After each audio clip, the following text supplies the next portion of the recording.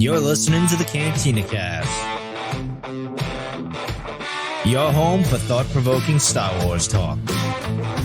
Join Albert and Jonesy in breaking down the latest news, trailers, movies, and of course, your favorite characters from a galaxy far, far away.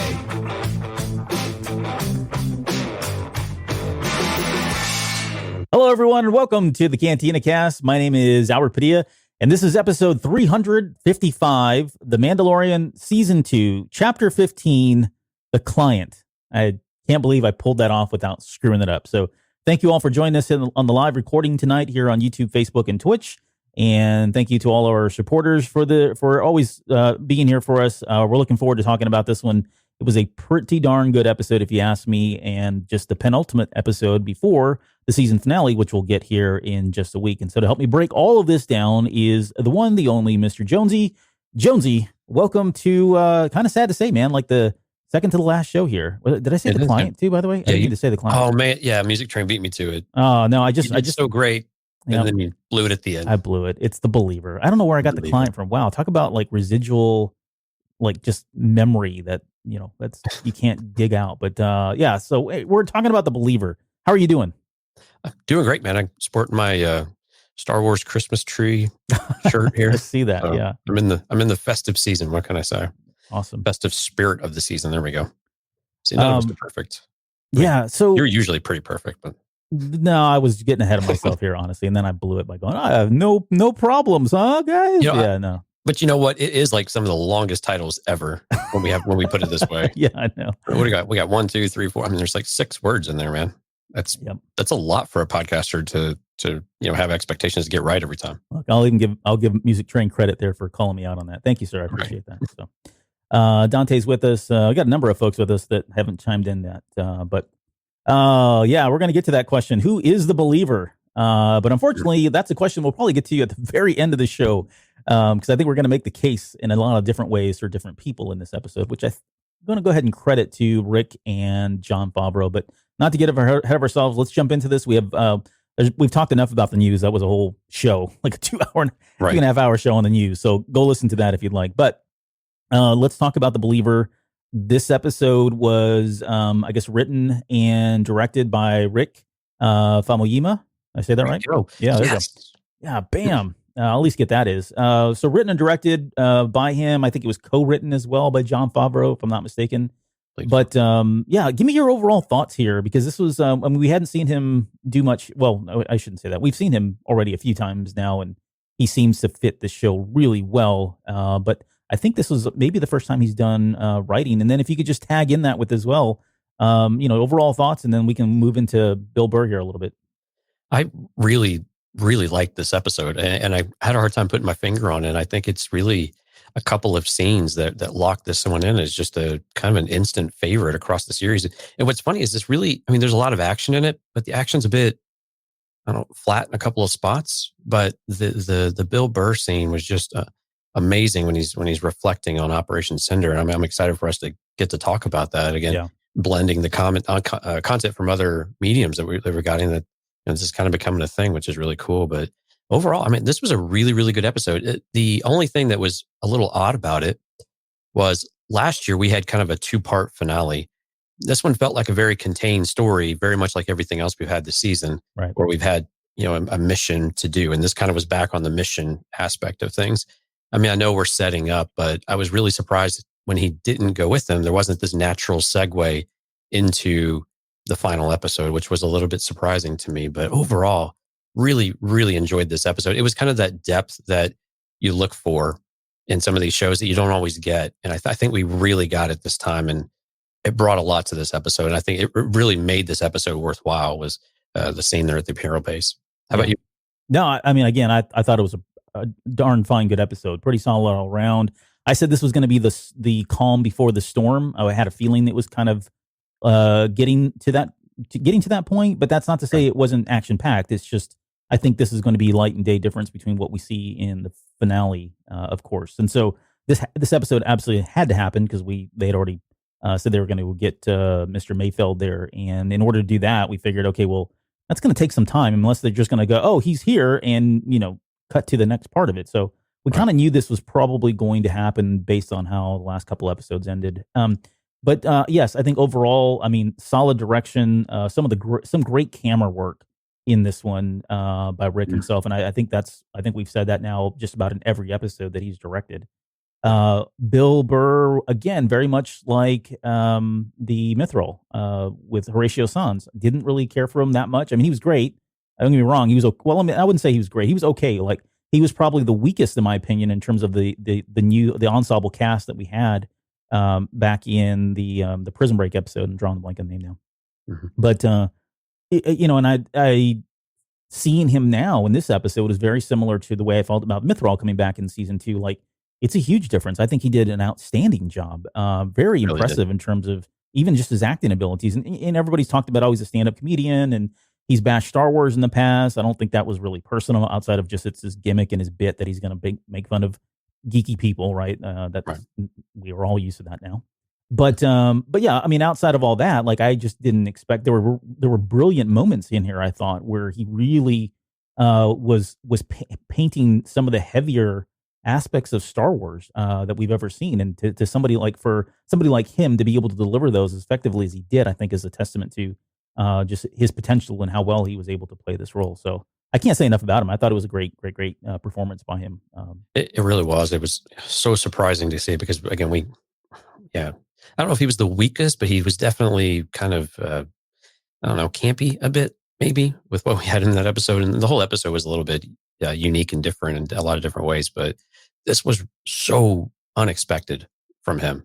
And it didn't, just when we first meet him and see him in this episode, and we're kind of jumping in a bit, but it already felt a little bit different. You know, that smugness that he had has already been wiped off a bit, which I really liked. And it started setting that tone really early on, and you already get this feeling that it is just a little bit different this time around. Yeah.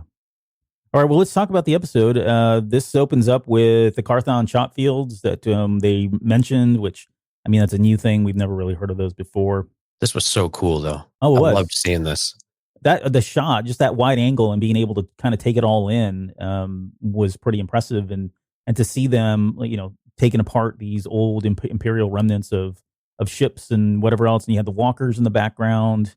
I mean, this all makes sense. I was trying to really think about, okay, is this just like busy work for these prisoners, or is the New Republic trying to salvage what they can because it's still kind of early, it's the infancy, right? And they're still trying to rebuild. I mean, the rebellion didn't have a lot to go with at the beginning or at the end anyways, so it makes sense that they would probably be doing something like this. But great opening shot. You know, we saw the droid itself. It looked very similar to the one that was on the prison ship that we saw in Rick's episode. And beyond that, I mean, it opens with let's just jump into the Manda, or to Boba Fett, when he's coming up on there and he comes out and you see that paint job, which I know there's been a lot of talk right now about, you know, whether it was good, bad, indifferent. You know, some people liked it, some people didn't. Personally, I thought it was great. Like, I liked the new look. I think there's probably some symbolism in there as well. If you want to buy into, he's a different person now, not different, but just a more evolved person, where, you know, this is a sign of, or symbolism of him starting fresh, or starting new, at least in some ways, some aspects.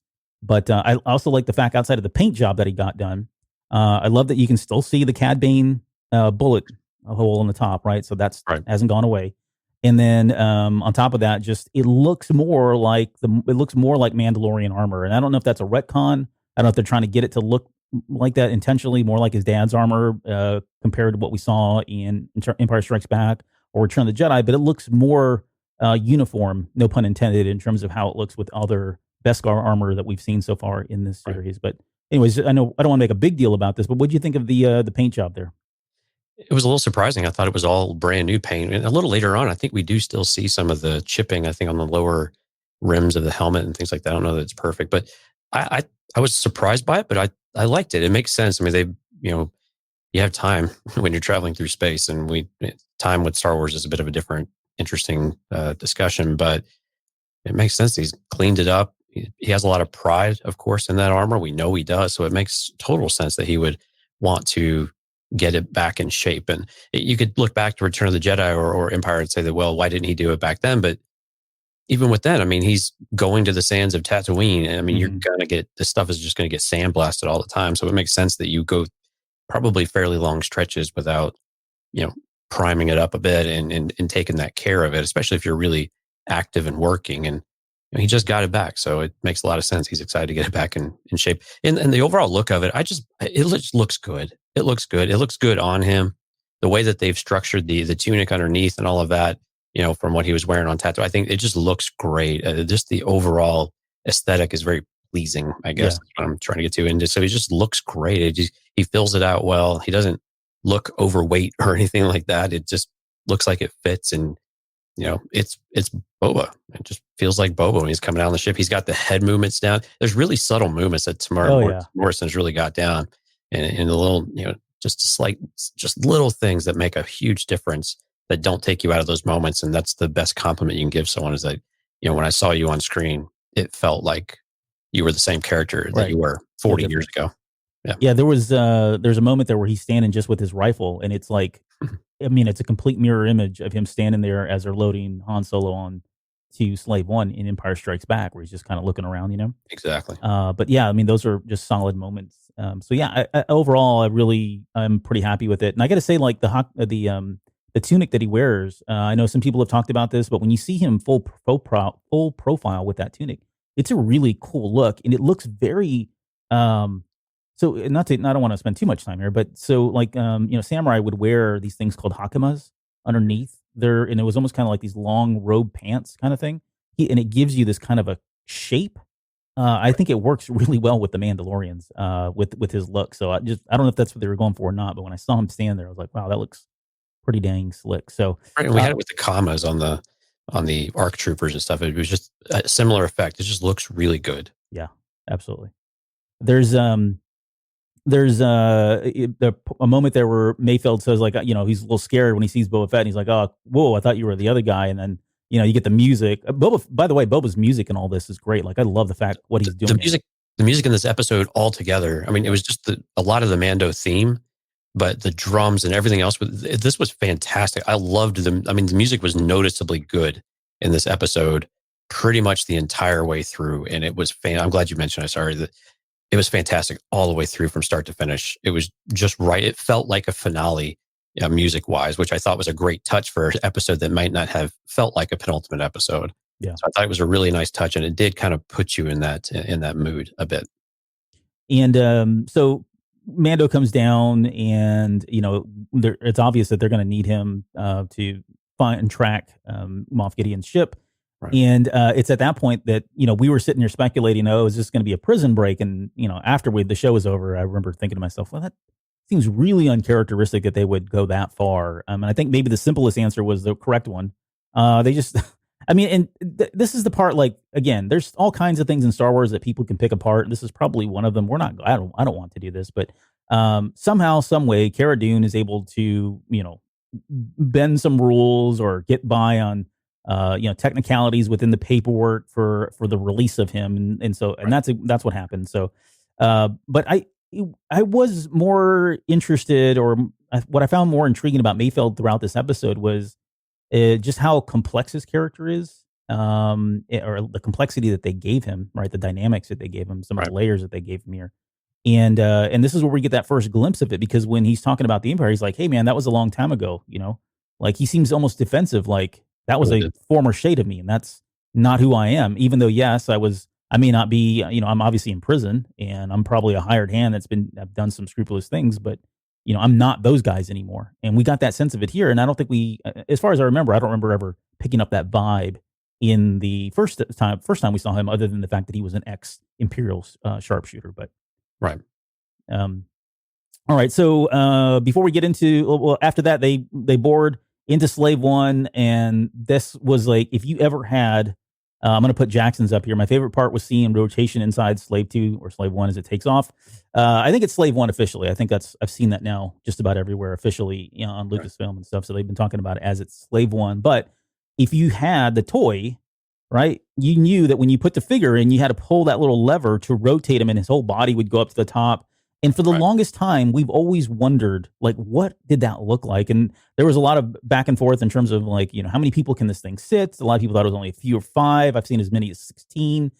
We don't know all the entrails of of Slave One, but man, seeing that thing rotate the way it did was just, I don't know. I mean, it was like being a kid all over again, just because it was finally a payoff for me of being able to visually see what Slave One looks like on the inside when it does the rotation that we're all we're all well aware that it does. But what were your thoughts there? Yeah, it was such a nice touch because it was, I got to be honest, I hadn't even really thought about it. And it is just in the background. It's very subtle, but it's very noticeable. And unless you're really thinking about this thing has to tilt up on its axis. I mean, that's clear, but you don't really think about the innards that change it around. And it was really cool seeing inside in general, because quite honestly, the cockpit seemed like it was a lot smaller when we see it in Attack of the Clones. Yeah. And this is actually a fairly spacious cockpit that has quite a bit of room and opens it up. And it seems like there's two distinct areas to the entire ship, or probably more than that with a cargo hold, I'm sure. But I loved seeing the rotation. It was cool watching the gears kind of work, and you could even hear just a little bit of it in the background. And it was great that we got to see it a couple of different times too, which was just, I mean, things you don't expect to see that you end up loving. And it just makes sense and it works. Yeah. There was, maybe I was just thinking about, maybe he made modifications over the years too. Maybe the cockpit we saw in Clone Wars or Attack of the Clones was an earlier version iteration. And then later on he expanded because, bounties went up and he needed more space to hold, whatever carbon free stuff. I don't know. But, so they're inside there, and Mayfield lets them know that, hey, or they tell Mayfield, look, we need you, you're ex-Imperial. He says, I can do this, but I got to get to a terminal. And he tries to, he pitches his idea about, hey, if I help you guys, will you guys let me go? Which I think is obviously foreshadowing of ultimately what happens with him there at the very end. And he mentions that they got to go to Morak, that there's an Imperial mining hub there. And on Morak, there's a terminal that he can use to access. And once he gets access to that, he'll be able to get the coordinates for Moff Gideon's ship. And there, I don't want to break down. There's a lot of things you can poke holes in there as well. Like, okay, so really this is like the only place you could go. How did he know about it? I don't think any of that's really important though. But did it bother you at all that this plan, I guess I'm going to say it seemed like it was oversimplified, and maybe it was, but for the sake of the overall, for the sake of the narrative, I think it's just fine. I didn't have a problem with it. I think the part that I didn't have a problem with was that he knew that there was a secret base on Morak that was the closest thing nearby. I don't really have a problem with that. The issue I think I ran into more the more I thought about it, and you talk, if you want to be nitpicking, start poking holes, is, well, how did they know the transport stuff?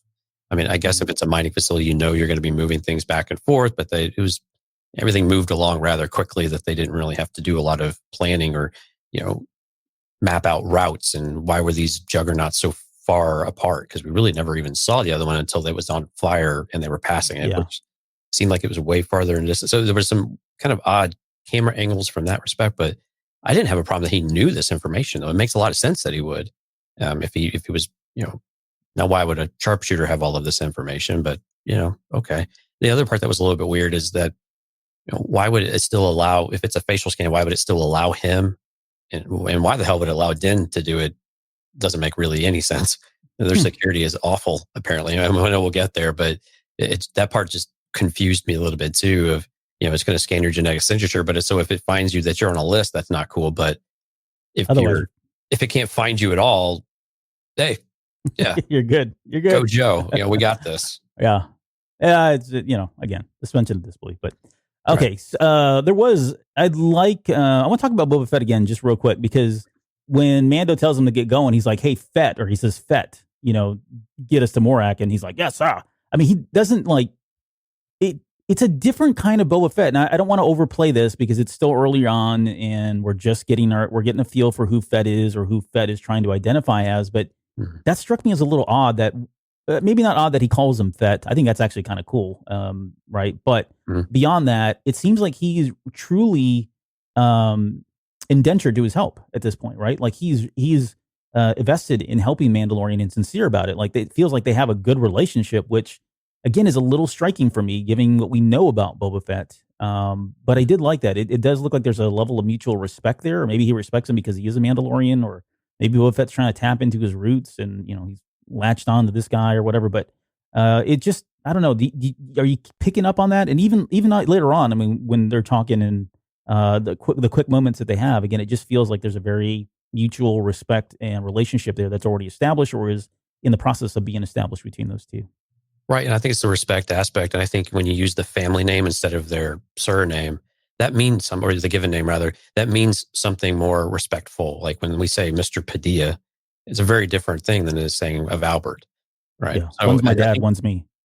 Right. Exactly. So, but I mean, so using the family name makes a lot of sense and a sign of respect. And I mean, they're not quite familiar enough to use first name as well. But I agree with you. I think there is a mutual respect here. I mean, I would have a ton of respect if someone said, yeah, you did your end of the bargain and we kind of settled up, but we made a promise to you. We said we would do this and we're going to do it. And that means a lot to Din. Yeah. And I think Mandalorians in general, that you take care of one another and you fulfill your debt. You fulfill the purpose that you're serving for this instant, no different than what he did for Bo-Katan and company, right, or really every other quest that he went on this week, or this with Ahsoka and everybody else too, but for the season. But I like that.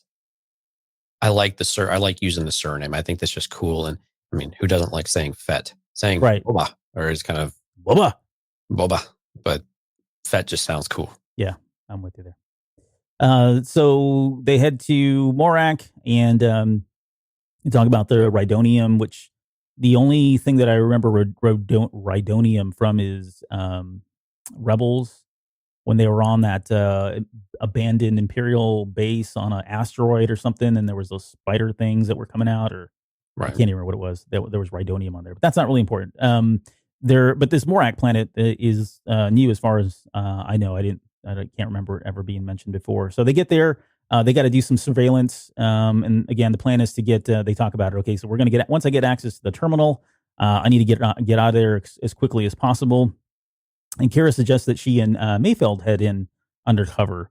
And I guess I'll just talk about it right now. Like, their relationship in this episode evolves pretty quickly. And there's moments of the way she's looking at him and he's looking at her that lead me to think that either if he comes back, now this is probably far-fetched for me, but if he comes back, I don't know. I was almost picking up like a vibe between those two. Like, you know what I mean? Like, I don't know if that's her type or she's his type, but I was thinking if it's not that, then maybe they allude to these guys pairing up in a future show. If you're in the camp of Kara's going to be in, what is it?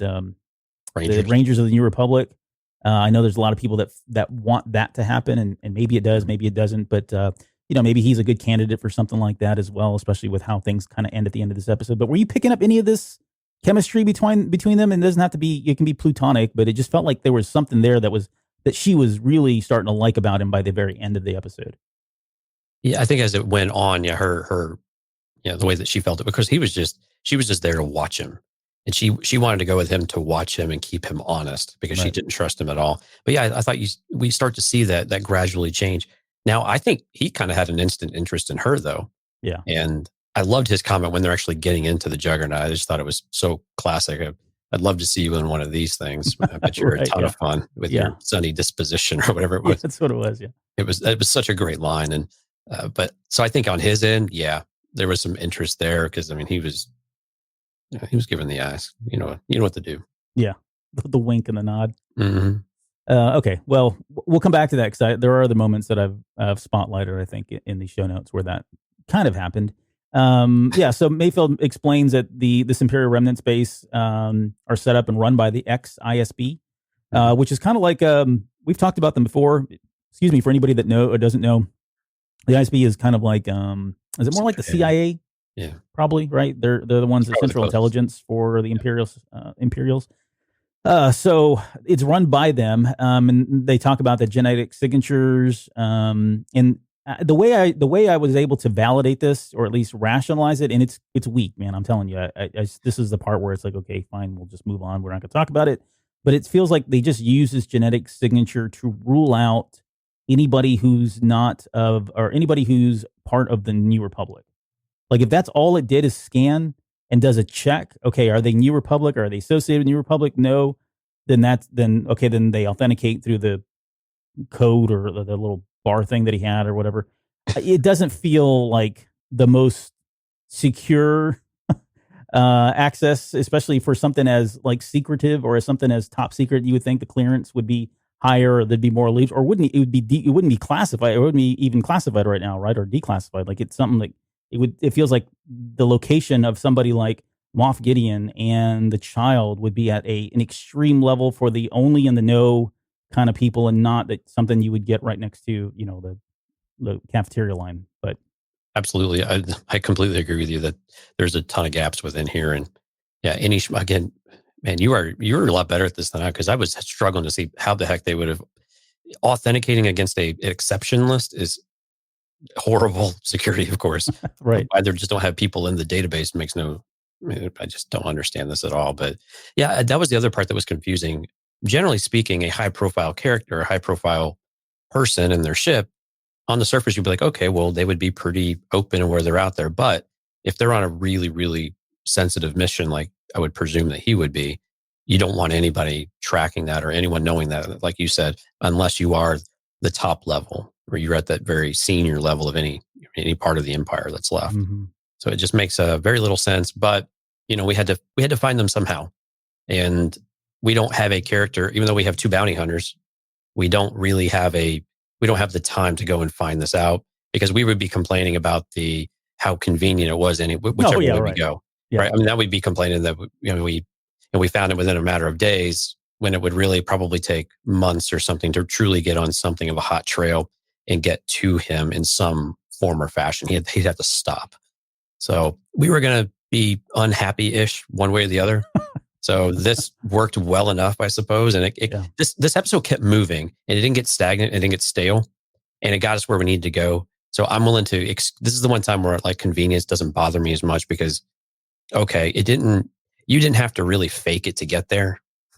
You really could just assume they were telling you the truth and just keep moving on with your life and really not think twice about it. Yeah. Yeah. All right. We won't talk about it anymore. That wasn't a subtle hint or anything, Albert. No, that wasn't. I promise you it wasn't. We're not going to talk about it anymore because I don't have it in the notes anymore. So Kira can't go, obviously, because she's part of the New Republic, so she would have been flagged, right? We learned that Fennec Shan can't go because she's wanted by the ISB, so likely she'll pop up on some of the list. Boba Fett has probably the best line about not being, what was his line again? Let's just say they might recognize my face. Yes. Which I thought was great, because that, he's the clones, and they've all seen the clones for a number of years. So, but it's been a number of years since they've seen the clones. That was, the more I thought about it, I was like, have they really seen it? And do most of these people, maybe the older officers would, but do most of the people know anything about the clones? Mm-hmm. Yeah, at this point, probably not. I mean, heck, most people don't even know about the Jedi, and it hadn't been that long, right? I mean, so right. It's possible that people wouldn't know them, but it's probably not worth the risk. It was still funny, though. It was funny. And I don't know if you want Boba Fett being he's not really the charismatic, slick talking kind of character, right? He's probably going to shoot first, ask questions later, very much like Han or somebody. So probably not the best choice to take with you on something like that. But so Kira, like you said, she doesn't want Mayfield to go alone. She wants to keep an eye on him. She's worried he's going to turn and defect back over to them. But then he says, Mando finally steps up, right? He takes a look and sees down at the Juggernaut. He sees that they're wearing helmets. And so he puts this idea together that, okay, well, I'll just jump in one of their uniforms. And he says, you're not going alone. I'm going with you, but I won't be showing my face. And when he said that line, I thought, yeah, right. Like the helmet's coming off. Like they were clearly signaling that this was going to happen, and it was a matter of time now, which is great, because I think this toys and pulls at a lot of the stuff that we just spoke about a couple of episodes ago here. So let's get to the Juggernaut hijack. I don't know why it slowed down. Again, convenience, but it slows down enough for them to jump in. And Kara does her thing. I thought it was great the way she bashed their heads in, and then she does that little blow of the hair back. That I don't know. That's just cool. I don't know why, but so what I liked about that fight, Albert, she didn't use her fists on the helmet to where we had to suspend that. She used her elbows, and I thought it was great how they choreographed that, so it actually made some bit of sense to where you were like, you didn't crush your hand on someone's metal helmet. Yeah, I mean, she's got those gloves too. She's got there's gloves. There's actually there's a Facebook page, and I shouldn't bring this up because I can't remember the name of them, but there's a Facebook page that's like the items of Star Wars, or the props of Star Wars, something like that, where they go and take stuff in Star Wars and they show you where you can buy it. It's how I found my sweater from the Mon Calamari. that one sweater that he's wearing. I actually bought that. But anyways, the point is that they found the gloves. You can go buy them on Amazon, and they're the exact same gloves. And they've been modified. But if you look at those gloves, they have like this plating. Yeah, it's plating actually. It's not even like padding. It's got these plates in between the knuckles there. So, but to your point, she didn't use that part of it. She used the stronger part, which would be her elbows to break their faces in. And when he gets into that stormtrooper's outfit, and what's his name, Mainfeld makes that comment about the gloves being still wet. I mean, that's just gross. And I don't know. I thought it was great that they again, that's little bits of comedy that they put in there like that, because you always wondered, like, they switch. We see the very first time we saw it in episode 4, and they put the stormtrooper helmet armor on, and then later on they go into the garbage disposal, and you got to think they probably smelled them coming around the corners or sneaking around the Death Star, but none of that was really ever exposed. But here we had that one quick moment where he got this he pulled a sweaty stick on terms of the stormtroopers. But yeah, I love that piece of it. And then they start ribbing Mando for being in the stormtrooper armor. This was great. Yeah.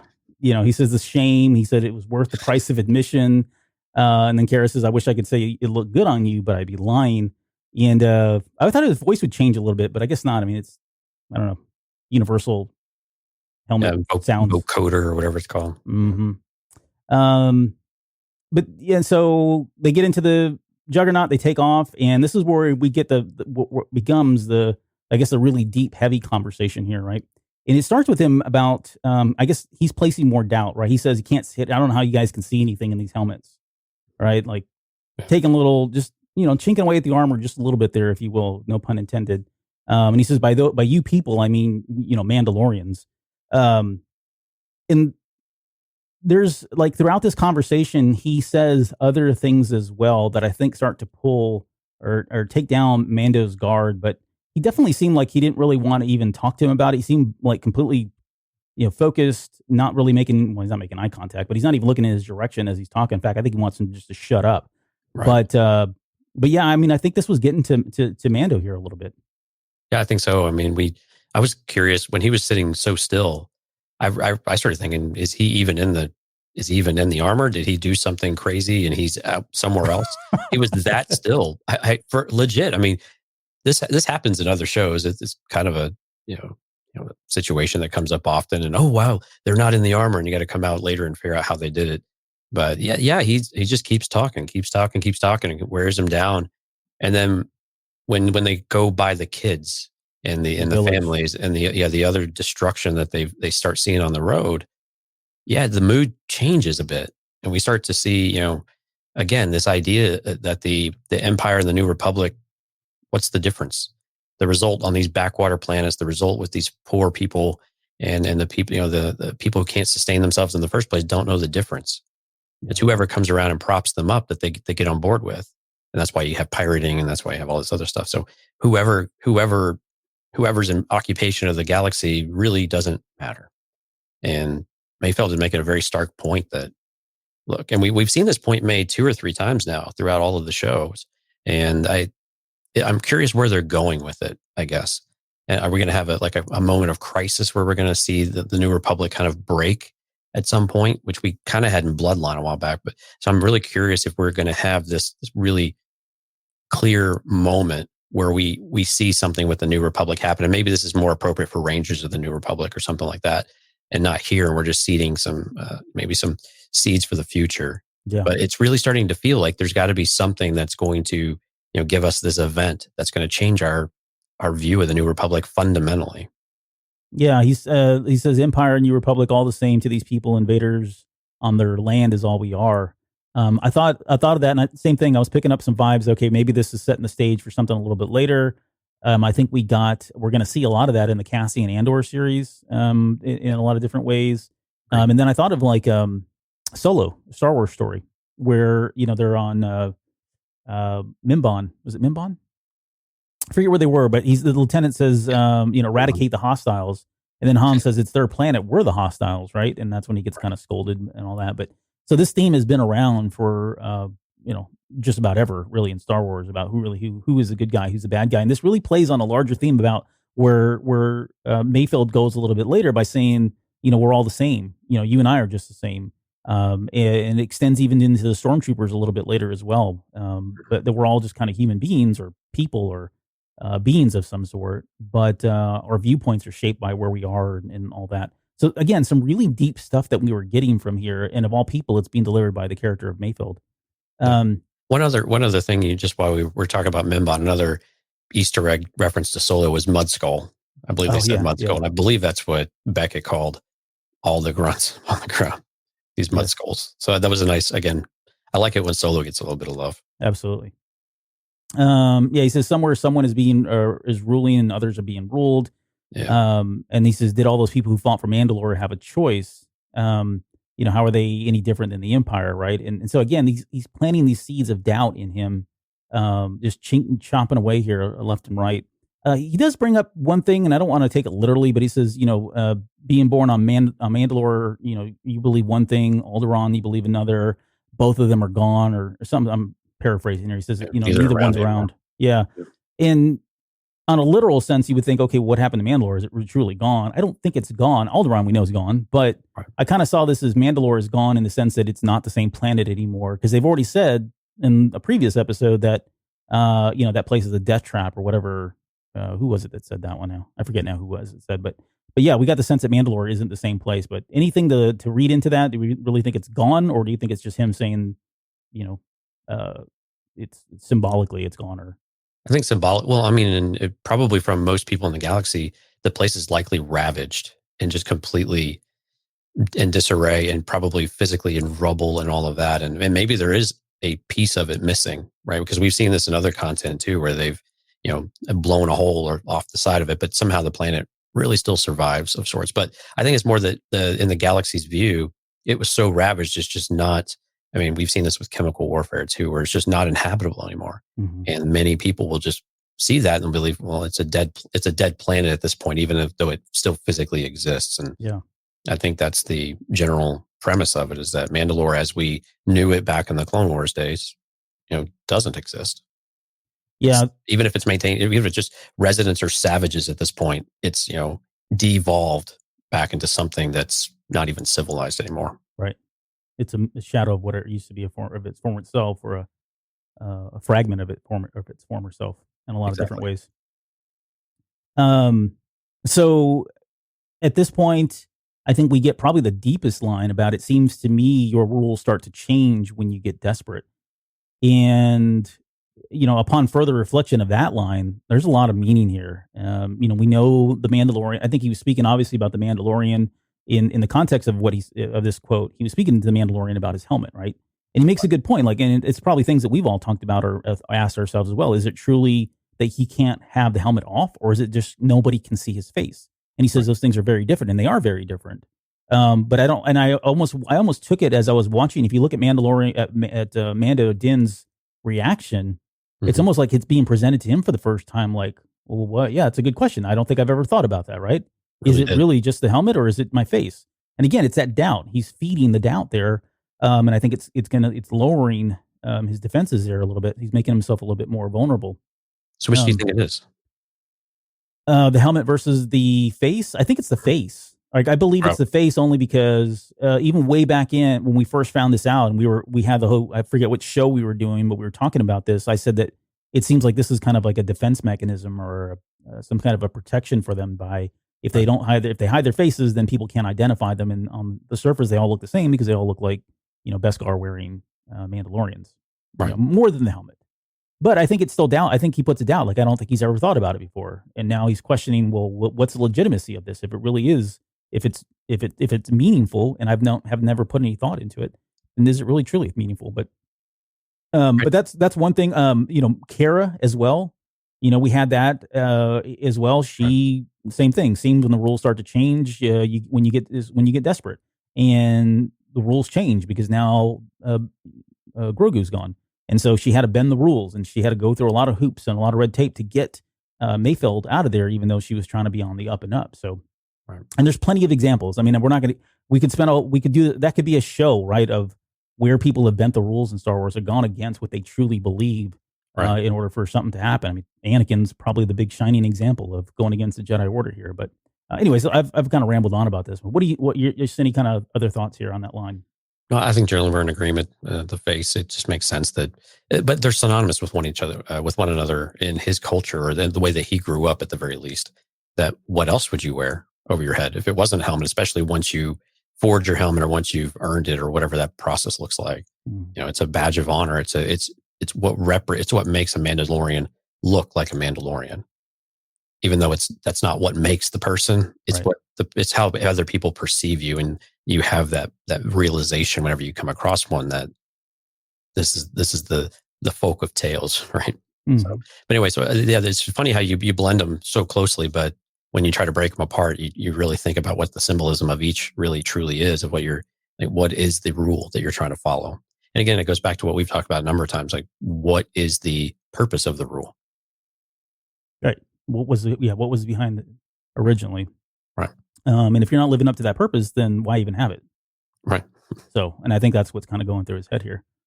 He says another line here says, "I'm just saying we're all the same. Everybody's got their lines. They don't cross until things get messy." Yeah. We've talked about that a little bit here. I mean, we see this a little bit later too. So what I was mentioning by, uh, I think the best example I could think of when we did the Inferno Squad coverage, whatever show that was, it seemed like forever ago now. Yeah. When we covered that book, I think both you and I were really taken back by how real and how I'll use the word innocent those characters were, even though they were the Empire. I think it was kind of eye opening. I mean, we kind of always knew that. I know there's been always a lot of debate and talk about all the innocents that died on the Death Star that really had nothing to do with it. They were just workers trying to make a living, take care of their families. But I think that's what Mayfield was getting at here, right? Mayfield was trying to get to the point of we're all people and we all have relationships and we all, we have families. We have the propensity to do good for early on, but depending on our aspects, our viewpoints, and where we grow up, those are the things that really change us. And so we see that with the stormtroopers after, they've gotten across the bridge, all of these guys are cheering them. And I've got some of the, when we get to it, I'll talk about, where they're saying, there we go, bring glory to the Empire. One guy says, I can't believe they pulled it off, right? These are all things that people are saying. And those could have been the rebels, right? But they're not, they're the bad guys. And I think that's what he was getting at here is that, we're all kind of just trying to take care of ourselves and the people that we care about. Now, and no one's born into evil with the exception of probably Palpatine. But, right. We're all a byproduct of our environment and where we grew up and the people around us. So, and then it says, the one line that I really liked a lot too was, as far as I'm concerned, you can make it through your day and sleep at night, you're going to do better than most. And that line's pretty impactful because I think when he shoots, and again, I'm jumping ahead, but when he shoots that one juggernaut and blows it up, that was his way to ensure that he slept at night, right? He did exactly what he said he was going to do to make sure that he could sleep, or he did something to help him sleep at night, knowing that there was one less juggernaut and less Rhodonium around there. So something else bad couldn't happen to people. Right. It was the whole premise of the confrontation with Valen Hess as well. I mean, that was why it was important for him to have those moments and setting the stage for both of those actions to play out for us. But yeah. We'll resist jumping ahead. Okay. So they're on the route. We get the two juggernauts that were destroyed. We see them on the side. They're flaming there. And then we get the skiff with the pirates, which I didn't really, when I see them, I mean, they say pirates a couple times. If you listen to the descriptive text or the descriptive audio, they say, what was the word now? They didn't call them pirates. Raiders is what they called them. They said they were raiders, which either way, even then, I'm like, I don't know if they were raiders so much as they were just probably people that were oppressed by the Empire. And I know people have been questioning, why would they just blow it up? Well, I mean, if you're in a guerrilla warfare and you're just people that don't really have, I mean, of course they have a lot of thermal detonators. I have questions about that, but the, blowing these things up as they're going by is just prolonging them. Right. And ensuring that that's, maybe they're buying time for somebody else to come in and blow this base up and not have to worry about it. So they'll do whatever they can to sabotage and just wreak havoc on the Empire if these people were truly just natives or people or native or locals that were being oppressed by the Empire, which you got to think they were based on how they were acting. Right. Yeah. It's just, you do what you can. And if they were more sophisticated, possibly, because their skiffs were pretty basic as well. They weren't even like Jabba's, right? They were very, very basic. And if you hijack it, then what? And usually we'd say, okay, why don't you just steal it like Enfys Nest and then we're doing? it makes sense though. You just do what you can, and you can do these quick hit runs. And yeah, you're not eliminating the threat, but you're making life really difficult for you. And it kind of, you feel like at least you can do something. And I think that's, again, whatever helps you sleep at night, and knowing that you're doing something and you're putting yourself at risk in order to, try to drive these people out, or at least make life exceptionally difficult, then at least you feel like you're contributing in some way, and you're not just taking it on the chin day after day. Right. And when they come across you, they just steamroll you. Right. Rolling over. Right. And I was surprised when Mayfeld slowed down when he got to the village. And the first thought I had is, I wonder if the Imperials slowed down, or if they just, probably not. They just truck right on through. Yeah. Yeah. I mean, but it goes back to what you were saying before. Do they have families and they're, compassionate, or they don't care? It varies wildly. Of course, we've seen the characters that, mostly in the books, that seem to care a lot more than what we see in the movies. But just the premise is there. But it was the first question that jumped in my head was, how did they handle that situation versus Mayfeld? Yeah. So we jumped over this. I want to come back to it just really quickly. They held on, like Rick holds on to the kid that's sitting there, and he's got the yellow sash around his neck, and it stands out because that color is not used anywhere. No one else really has that color around them, and it's just so predominant on around his neck. I was looking into the symbolism of yellow. Usually it means hope, is kind of what it inspires, or faith.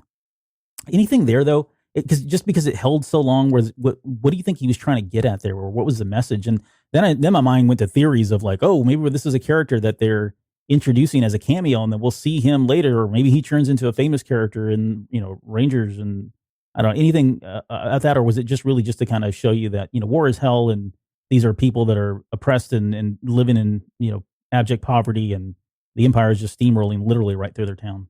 Right. I think it's somewhat that, but I think there was a practical reason for shooting the show that also does it. So I like the symbolism of the yellow, and I think it does mean that. I think there's a part of that is very representative. I think practically it helps that character, helps you focus on the character as well, and not get lost in the background, because the characters, they're the way that they're dressed, and with the backgrounds and with the dirt and with the buildings, you get a little lost in there with how well you can make them out. And if you want to draw your attention to something, you do something.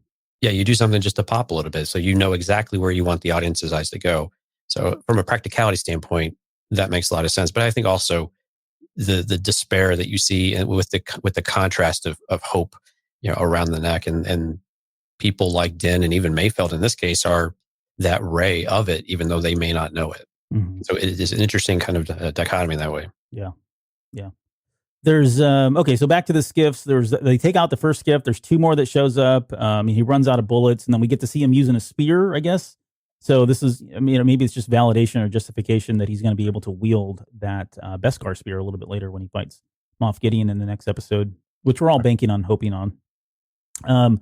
His use of the armor was interesting too. Like, oh boy, so we talked about the armor in the last episode, or a couple of them, or whether Stormtrooper armor was good for anything. And here's where I felt like it was okay. Like, that offers you at least some protection, as opposed to somebody who was just taking hits on their arms with nothing on. But beyond that, this is about as good as it gets. Like, Stormtrooper armor is only good for this. And Mando found out it's really not that good either. Like, you saw him back up and started pulling his punches or pulling his blocks a little bit, because that thing was brittle. Like, he knocked off the first piece, and I think the forearm piece busted off, and he could feel it. You could see him in pain. And I think it was just muscle memory, right? He was thinking he was still wearing Beskar. That would have been a move he would have normally been able to do, but because it's Stormtrooper armor, he felt it and had to really change his tactics a little bit there. Right. And at least the helmet seemed to be somewhat durable at the very least. Right. Because that seemed to be able to take a shot, and he was able to still do his headbutt routines a couple of times. But yeah, it was great to see it just completely shatter. And again, we get just more confirmation that Stormtrooper armor is really not worth anything. And I liked, same what you were just pointing out, I like that Din just can't help but think that he can block these things. He's just going to act the way he is, and he thinks he's in his armor when he gets into action. And it's one of his tools of the trade. Now he's really way more exposed, and he doesn't even have a weapon, because he shot the weapon a few times and then had to just throw it at somebody, which I thought was hilarious. Yeah. The sound they made sound literally like a toy, like hitting the ground. Right. Which I would have loved if that's actually how they did the sound effect. It would be pretty amazing. But I like it though. He's just all of a sudden he's just raw and exposed, which I thought was really cool because now we get to see him fight in action with just himself, almost naked from that respect of how can he take care of himself with these just waves. And I love it when he's already faced a couple of waves and they blew him up and the one went into it and blew up another one. And he's just laying there. He's like, okay, finally. And then the next one comes and you just see him sigh. And then grunt as he gets up. It was so perfectly done and so subtle. It was just like, oh God, all right. Guess Here we go again. I mean, he's standing there. There's like, I think there's now 5 skiffs and they went to like the really dramatic, everybody's firing up the thermal detonators and he's got nothing else. And so all he does is raise his fist, like, let's do this kind of thing. And it's of course at that moment that, the TIE fighters of all things, right? And the TIE fighters come in and you can't help but cheer. Like you're excited and you realize, whoa, wait a second. What am I doing here? Like I'm cheering because the TIE fighters showed up. They learned how to shoot all of a sudden. Oh yeah. The TIE fighters learned how to shoot and the stormtroopers, like when they came across the bridge, they're not one of them missed. They shot every single one of those guys. Well, and I can hear Mike Rondo, our producer, in the background saying, well, that's because they were shore troopers. Shore troopers know what they're doing. Because Mike loves shore troopers. Yeah. So. Yeah, they were being led by the stormtroopers. It was really cool to see shore troopers, though, because we really don't see them except for Rogue One. So it was kind of neat. Utini says, I didn't like the West Side Story Pirates bit with all them synchronized, turning them on. All right, if you listen to the audio, they're playing Here Come the Jets in the background. It's very faint, but you can hear the song Here Come the Jets for those of you that are West Side Story fans. So quick little nod to them. No, I'm kidding. They didn't do that. But yeah, I'm with you. It was a little over the top, but I think they were going for the comedic effect because I really question how these pirates and these people that are in this war-torn world were able to accumulate that many thermal detonators. Well, and I think they were replicating the exact same person on the skiffs because if you looked at the hand motions, they're just too alike, like one after the other. So I think they just saved some money on the budget there on the CG. Is what you're saying? I'm really not joking. Yeah, I'm pretty sure that's what they did. They just did a copy paste and just duplicated it all, which is fine. It still worked okay. The masks didn't move either. Their mouths just were all open. They were all exactly the same. So this was a very low budget episode, actually. I would presume. Right. Oh, I'm not saying that in a negative way. It looked like a fairly low budget episode compared to many of the other ones we've had. Yeah, they're probably saving it all for the finale here. There's Mayfeld he kind of externalizes everything that we're internalizing or externalizing in that he says never thought you'd be happy to see see stormtroopers, which I thought was great. As they pull in, that's where we have all the stormtroopers saying glory to the Empire. There we go, you did it, bringing glory to the Empire, and I can't believe they pulled this off. So these guys are being heralded as the heroes now because this Juggernaut made it. Although we did get earlier on, they said one had already came across, like Juggernaut would never number. So it's not uncommon for these things to make it, but it does sound like normally they don't. And we saw pieces of them on the side of the road. So it looks like this is a big deal for them too. So it was cool just to see all these people cheering them on. And again, it humanizes them in I don't mean physically or, physically or literally. I just mean, we never really think, a lot of times we don't think of the Empire as being humans or being good or having the propensity to be able to cheer people on or have good thoughts, right? I mean, this is just they're supposed to be evil, but yet here we are, which I thought was good. So and it was very similar to what we see at the very end of A New Hope with Luke getting out of the X-wing and all the cheering, and also when in Empire when the first transport's away and they all kind of cheers. Yeah, they pump their fist in the air. So it was very reminiscent of those, especially when they're getting out of the Juggernaut. I thought that was a nice little visual touch that it felt very familiar, even without all the crowds that we saw with Luke and company. Yeah, or Carrie handing Luke a beer. Yeah, for those of you that have seen that little jiffy. So they get into the officers' mess hall, and Mayfield obviously identifies the terminal, but then he meets or sees Valen Hess. I don't think they ever said his name or pronounced it, but Valen Hess, and he wants to abort. He's like, we can't do this. I used to work for this guy or report to him. Amanda says, does he know you? I don't know, but I don't want to take the chance. And he's like, forget it. This is off. And then we get, Pedro or Din saying, okay, fine, just give me the thing. I'll do it myself. And at that point, again, we all knew that he's going to take the helmet off. He's going to have to. Although he does try to access the terminal with the helmet on. Why not, right? What the worst thing that could happen was it just doesn't work, and then he has to take it off. But he pulls the helmet off, and then we finally get to see Pedro Pascal. Although we've seen him before, very briefly. We saw him for a lot longer in this episode than we did in the last episode of season 1. But I got a question about this because it does scan his face, and I'm starting to wonder now. And I haven't put too much thought into this, but it is something I think we need to talk about and think about here a little bit later. But you got to think that the Empire records all those, and if they know that these guys infiltrated the base and they got access to the terminal, and then they escaped and they saw Boba Fett and they saw Mandalorians or whatever, maybe they're going to go back to this terminal and get his picture, and now they have his face. And we talked about earlier, is it the face or is it the helmet? And it's the face. Well, he's got his face. What could they possibly do now that they've identified him? Do you think is there anything that they could do? Could they hold us against him in some way a little bit later in season 3 or season 4? Yeah, I think this was also a genetic scan, if I recall. Was it? Yeah. No, well, they said it was, some kind of genetic scan. Now, I don't know if it captures DNA. We don't know the Star Wars tech behind it.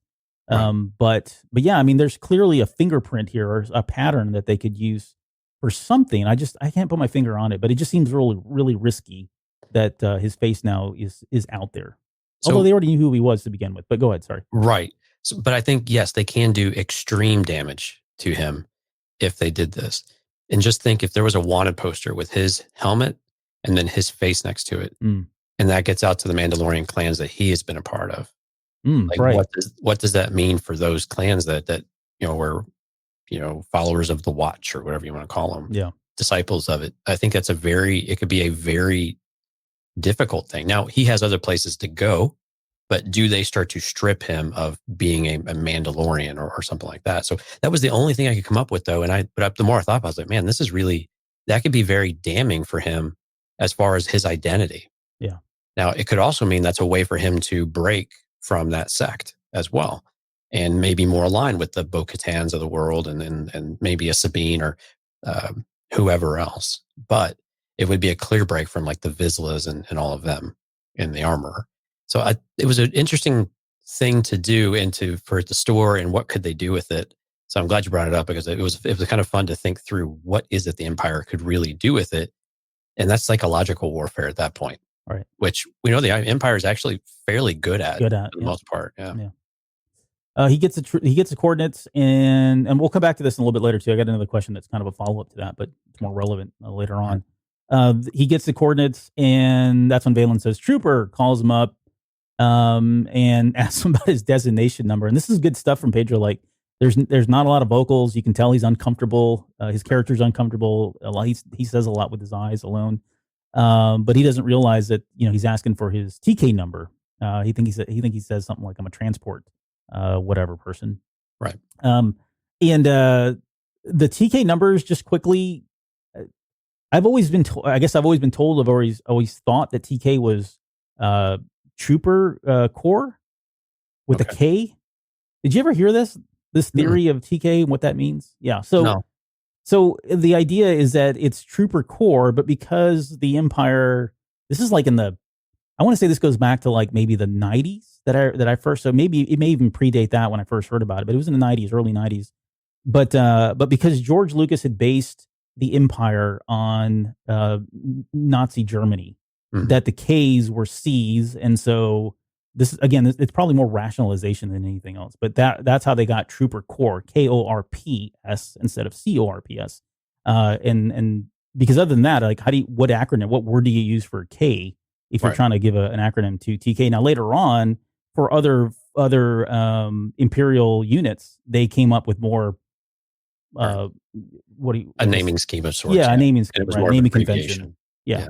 That made more sense. But this is the one that just kind of stuck out. But anyways, so Miggs comes in, bails him out at the last minute, and tells him that he obviously sees his face. He tells him that he's been on Tanab, which was where Lando had said on Return of the Jedi. Yeah, the Battle of Tanab. So we got a little throwback there, a little reference there, which was kind of cool. And he's like, "What's your name, officer?" Screaming real loud because he can't hear. This is all good stuff. I thought it was really good, and I was dying in two parts when he calls him Brown Eyes, which I mean, of all the names, it's like so lame that's what you would call him. But I love it how he walks past him and just shakes his head and says it and slaps. It was just perfect. Yeah, that's just normal everyday life. Yeah. And then he says we got to get their TPS reports, which that one was a little bit campy, but yeah. Well, and I wonder too, like, Office I Space. doubt. Well, it's from Office Space. If anybody's seen that movie, it came up in, I think, King of the Hill before, and there's another movie that mentions TPS reports, and I'm drawing a blank on it. But it's been thrown around in pop culture a lot ever since Office Space. But I'm wondering if that. Well, I'm not even wondering. That line cannot be in the script. I think that was something that Bill Burr had just kind of like ad-libbed on his own. Like he just threw that in there at the last minute. But I seriously doubt that. But so they go have a drink, and then we get a quick shot of Kara and Fennec out there setting up. I was excited, but when I saw them up there on the hill like that with the sniper rifles, I was like, "Oh man, this is going to be great. This is going to be like right out of Fortnite or Battlefront 2 or something where they're up there just sniping." And sure, well, that kind of paid off for us, and for me at least, in droves a little bit later. But the idea is that they were going to take out as snipers. They would take out the anti-aircraft people, the gunners. And then the other one was going to take out anybody that was on the rooftop, which makes sense. Let's get to the toast, and this is where we're going to get into Operation Cinder, because Hess wants to make a toast, and it's, of all people, it's not even Valen that brings it up. It's actually Mayfield that brings it up. He brings up, "Hey, let's make a toast to Operation Cinder," and of course, this just pulls at Valen's heartstrings, because we know now that he had an integral part in a piece of this, but. I know someone asked this, I forget which viewer it was or supporter, but someone said, "Hey, can you at least just talk about Operation Cinder?" Because I don't think we've talked about it when we talked about Inferno Squad. We've talked about it when I think when we broke down Battlefront 2, the storyline. I think we did a show on that. We talked about that as well. But do you want to give us a, 30-second, 60-second overview on what Operation Cinder is? Yeah, Operation Cinder was, after Return of the Jedi, of course, it was part of the overall contingency. So the Emperor, of course, gave the contingency plan of what he was going to do to remake basically the Empire. If they let their leader, their Emperor fail, then everybody else needs to fail as well. And so everything needs to burn to the ground. So Operation Cinder was several planets and worlds were targeted by the Empire to go and just rain holy hell down on. And so this went on for a few months, and I can't remember all the planets. I think Naboo was one of them. And so some of it was, historical reference type of places that were important to maybe clear records, perhaps of. I guess that's why Naboo, and maybe to just make a point, I guess, of sorts. But the rebellion or the fledgling New Republic stopped this after 3 or 4 months or something like that. But that's it, kind of in a nutshell, briefly. But part of the Emperor's overall plan of just destroying what was left, because he was a sore loser. Yeah, and it says, this is from, I believe, the game. I just got it here. It says, "If an empire cannot protect its emperor, then the empire must be deemed a failure. It collapsed not only because its central figure is gone, but because it must not be allowed to remain." That was the emperor's orders, and he had those emperor sentinels and all that were doing it. And the planets were Naboo, Vardos, Burnin-Con, which they talk about here in this episode, which was in the... Did you ever play Star Wars Uprising? It was a mobile game. It was supposed to be canon, and I think it technically still is. No, I didn't play that one. But you played on... that was one of the planets in that game, was Burnin-Con. Candovant, which I don't know what that was. Abinito, Cominor, and then Necronus. Those were all planets that were I guess, victim to Operation Cinder. And if you were with us on our "Is the Galaxy Safer Now" episode, we talked about right on it. Yeah, I mean, we really got into it, and we actually talked about the real world parallel here, where it mirrored. Like, this isn't a Star Wars thing. This was actually a Nazi Hitler thing, right? Hitler had orders that should he fall, they were supposed to go just kind of, scorched earth kind of thing. They were supposed to burn buildings, sacrifice themselves, whatever they needed to do, just to ensure that the Allies were not going to be successful or would have a harder time being more successful. So Star Wars lifted that right out of real world history during World War II, and this is what became Operation Cinder. And I think the part of it that I think is some people are getting lost on is that not only was it, and you can see it in the background here, they've got these satellites that they positioned over these planets. Right.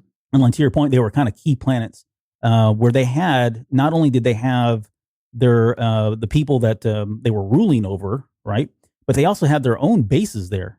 And Operation Cinder said only the worthy are the ones that are going to be able to live on when the empire is rebuilt.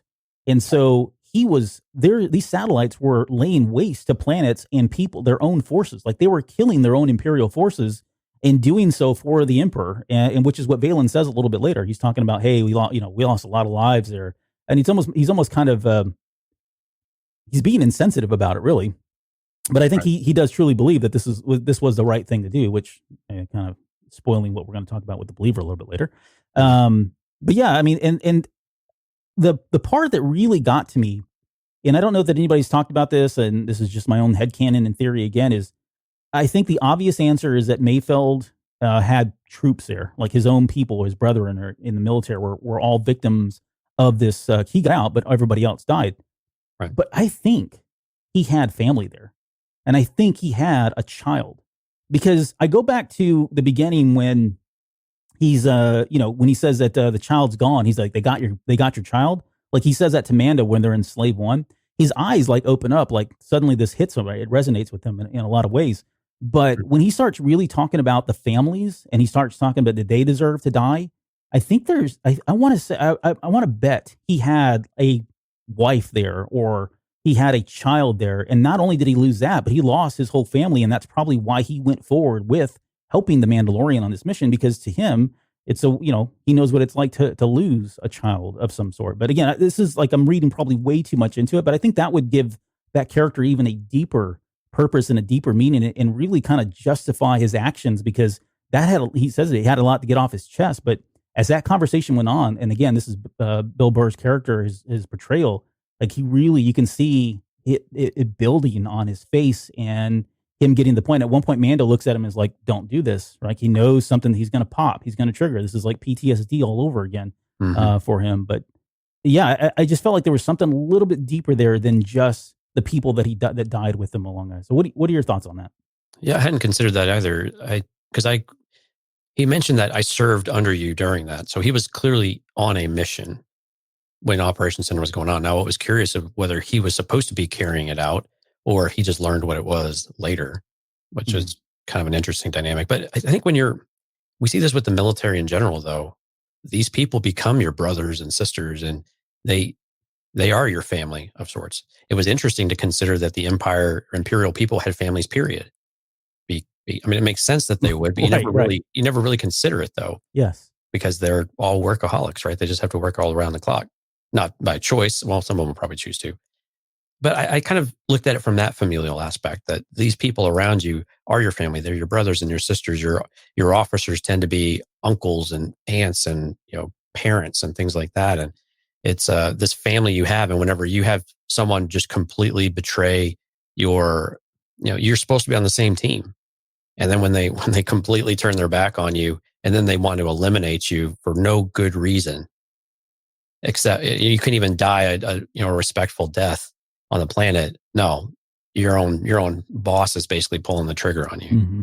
I mean, that's just the worst kick in the gut that you could ever imagine, and seeing everyone around you go. I'm curious how he survived, actually. Yeah, right. What's the story there? Right, yeah, because I mean, clearly they made a mass killing on this thing. Right. So they either executed all the way or they got pretty far into it. So I'm really curious how Mayfeld actually got out of this thing, because it doesn't really seem all that clear to me that, if everyone around him died, or most people maybe, but maybe he was, injured or something like that, and he was able to get into a bunker. I mean, there's a lot of things you could go with that, but regardless though, clearly it had this really dramatic impact on him in a very lasting way that we had. All of a sudden, it has just dug it up, and it's right on the surface. And the intent that he has over the focus he has on Hess is just unwavering. Yeah. And the only time he looks over to Din is whenever he's basically looking at him and telegraphing to him, "I'm going to lose my what right on this guy, and just be ready." More or less, like I'm not going to stop myself from this. Yeah. Yeah. Was just like. Yeah, exactly. I mean, he'd already crossed the threshold. There was no turning back at this point. He was just waiting for the opportunity, waiting for one final thing to be said that would, be the final trigger. Right. And Hess is unknowingly egging him on. Yeah. Because originally when Hess first starts talking about it, he was like, that was a rough day. I had to make a lot of decisions I wasn't comfortable with. It was almost one of you kind of have that sympathy for him, that he had to make a call he wasn't, he felt bad about. But then all of a sudden, and I think Dante was in there, that he had kind of this, maybe not got his jollies, but this pride that he had carried forth the emperor's plan and this zealot idea that you have, and basically trying to celebrate the death of these people that was part of a plan to annihilate everything that was impure and unsuccessful with the empire, and they all died heroes and that kind of stuff. And we've heard these types of things before, because we got this from Leia to Poe. Yeah, dead heroes. Mm-hmm. Right. And it was very reminiscent of that scene, at least in the talking points a bit. But it was really interesting to see that arrogance come about from Hess, only at the very end be like, what's your point, boy? Yeah. That kind of thing. Well, so part of that is, I think it's outlined in Operation Cinder. So Operation Cinder said that only the worthy would survive all of this, and only the worthy would be part of the new empire once it was rebuilt. And so I think the arrogance comes from that. Like, hey, I had to go through with this. I went through this. So did you. We're all still around. He mentions that they're all eating themselves alive down there still. I think he really believes that he is, part of this, the worthy that are going to be able to build the empire. And there's some pride in all of that, the emperor is going to restore all of this and look favorably upon them because they've been able to live this long and they're still carrying out the orders of Operation Cinder at this point in some way. So that's probably where some of that is certainly stemming from. There's another line. He says the New Republic is in complete disarray as we grow stronger. And I wondered if that was like propaganda, if he really truly believed that the New Republic is in disarray.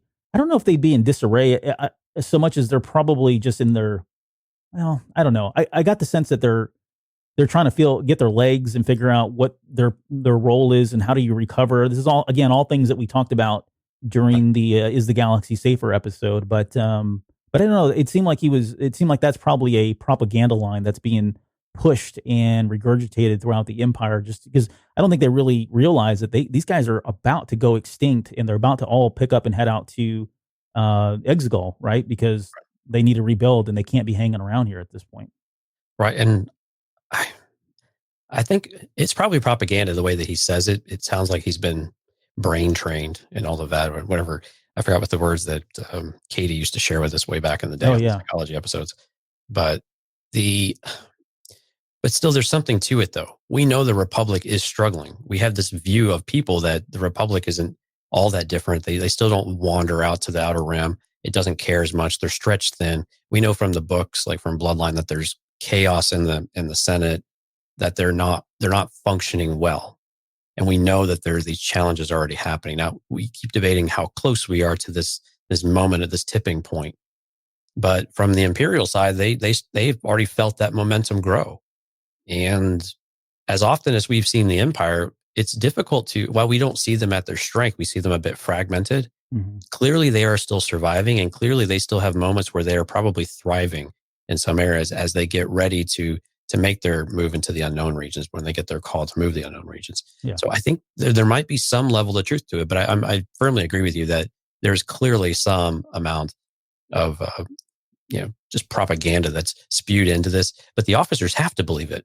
Long live the Empire. We saw it with the few episodes ago, that this zealot mentality, those are the only ones you want to keep, right? You want to keep the ones that have undying and unfaltering loyalty to you. Yeah. And man, they sure as hell have it.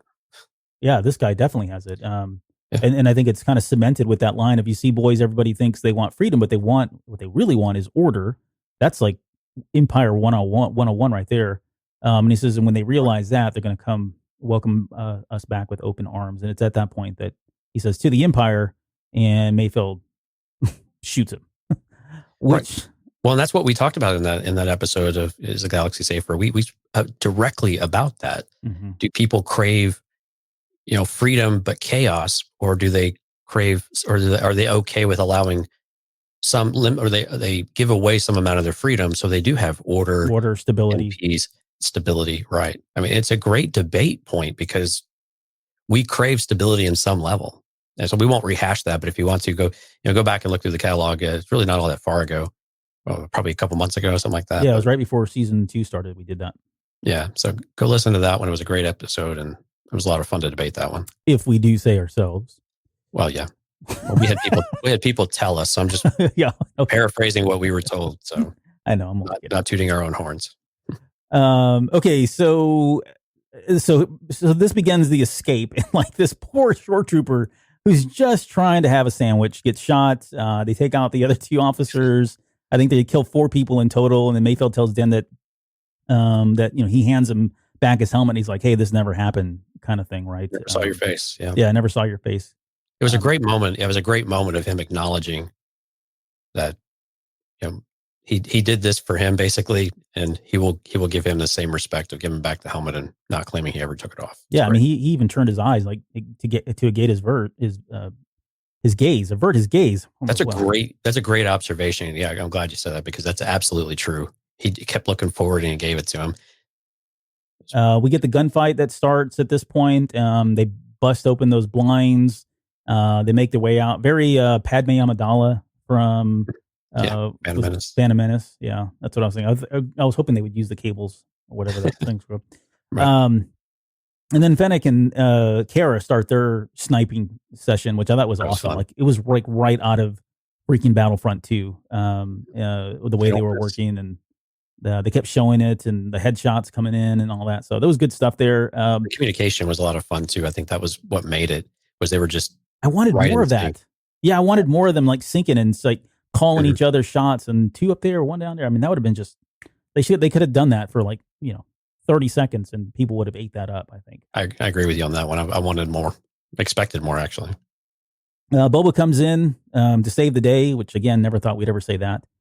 Comes in, they jump into Slave One, and then that's when Mayfield calls for the Tusken Raider rifle, right? And those things, there's a lot of people have been asking, like, how is that even possible? Like, and I don't know.